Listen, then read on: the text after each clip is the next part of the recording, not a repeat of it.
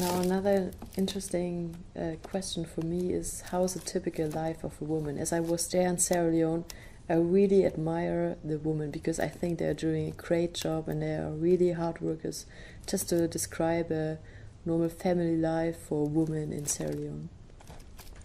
In Sierra Leone, specifically in the rural areas and even in the cities, the urban areas, the woman is seen as the life of the family, the life of the village, the life of the cities, the life of the towns, the life of the country.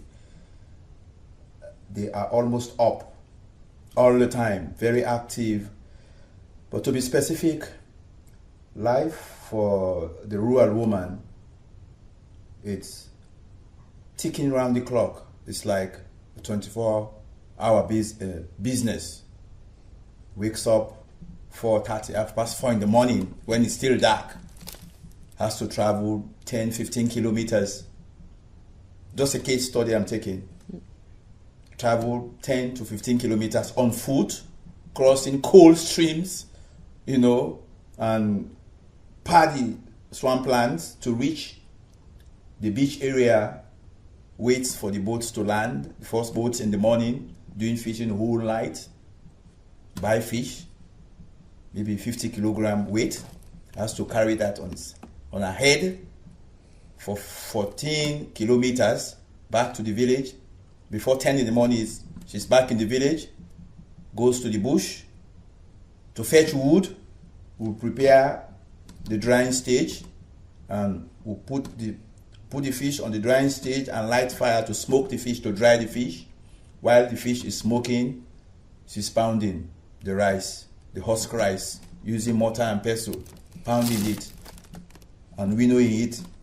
So pounding the rice and supervising the smoking of the fish. So all go together.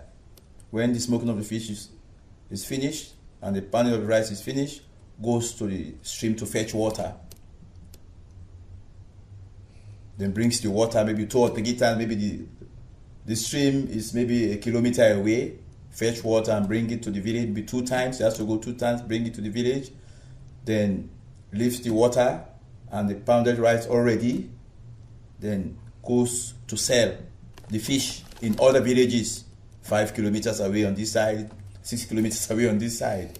So travels 3, 4, 5, 6 hours selling the fish. So late 6:30, 7, she has to walk home again. Coming home, she'll have to buy pepper, Maggi, and other condiments to prepare the late night meal. So spends the whole late evening preparing the family meal. Then after that, serves the meal. Then we'll have to fetch water. We'll have to take care of the kids, get them ready for bed. We'll have to pack up. So it spans up to midnight before she could go to bed, and so it's really horrible. It's really horrible. But as an association, Furukuribi as an association has realized this based on our research and our findings, and our volunteers from Germany also coming there, interacting with them, knowing their needs and talking to them, having meetings and consultations, trying to prioritize their needs. So we introduced some aspects of vegetable gardening, poultry farming, to increase on their source of livelihood. So now at least it is changed a little bit.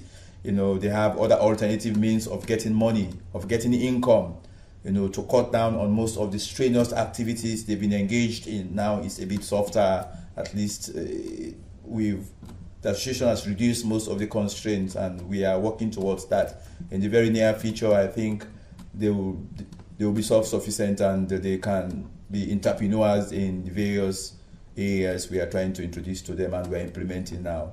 So that is just an example of what a normal day looks like for a woman without a child. There are some with 2 children, 4 children, or a suckling mother has to carry the baby on the back. Carrying the load and the baby on the back.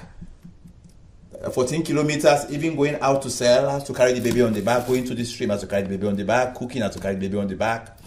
The baby is crying, has to feed the baby. The baby is not well, has to take the baby to the nearest health center, has to walk maybe 6-7 kilometers to reach The nearest health center, it's all chaotic. But with Furikolo EV, we are trying to shorten the distances, to soften the strain, to soften the constraints these women are going through. And a lot has been achieved, basically. But we'll talk about that when we're talking about the effects of the association on the lives of the people out there in Sierra Leone, specifically in the Lokoma Sama Chiefdom.